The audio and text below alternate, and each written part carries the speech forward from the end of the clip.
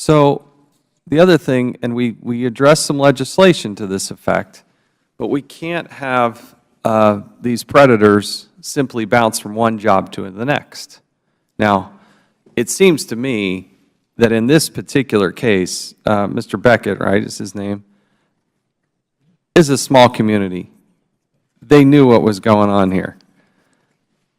To go back and hire him and then subsequently bring him in as a motivational speaker, I can't think of anything more offensive. And you have to take a good, hard, deep look in the mirror and figure out what in the world the Department of Agriculture is going to do to make sure that never, ever, ever happens again. You could go down to Office Max or Best Buy and get a piece of software off the shelf and create a little database and say, this is the do not hire, do not interact list.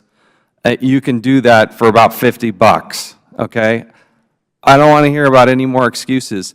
And I don't want the Department of Agriculture, why don't they blaze the trail? Why don't they, you know, let's actually have them lead in this area rather than deal with this for 40 years. I don't ever want to have to call you up here again, but I do want to know that you're leading the way. But you're not going to prove that until you actually do it. We hear too many people say, oh, my stats are good and I did 100% within the time frame and everything that, but the evidence shows to the contrary.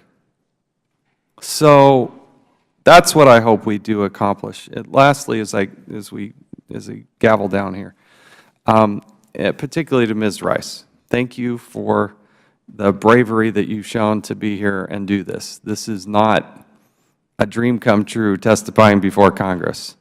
But I hope you do know how inspirational you are to a lot of women, and you represent a lot of voices that are quiet and silent, and they're watching on their computer or TV.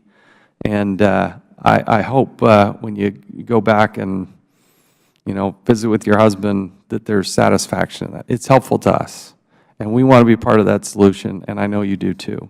And Ms. Donnelly, thank you as well for your leadership on this. Mr. Chairman, would you just reiterate what I said about making sure that she's protected? Because I want to make it clear that we're on the same page. There is no daylight between what Mr. Cummings is saying and what I'm saying as the chairman of this committee too. On behalf of all of the members, we will go to the end of the earth to protect you and the other women that have gone through this, but don't be bashful in picking up that phone and letting us know. It will be answered and we will respond. And to those in management and in other positions, I'm telling you what, we will use every power we possibly can from this pulpit to make sure that they are treated with dignity and never have to go through that again in any way, shape, or form. You will see more subpoenas and more hearings than you can possibly imagine if we hear one thing about any sort of reprisal in any way, shape, or form. I can't say that strongly enough. This has been a good hearing. I appreciate the four of you taking time and testifying today. Last thing, Mr. Leonard, within 2 weeks, I expect that Mr. Cummings' letter, the letter that we jointly did, gets responded in its totality. 2 weeks. The committee stands adjourned.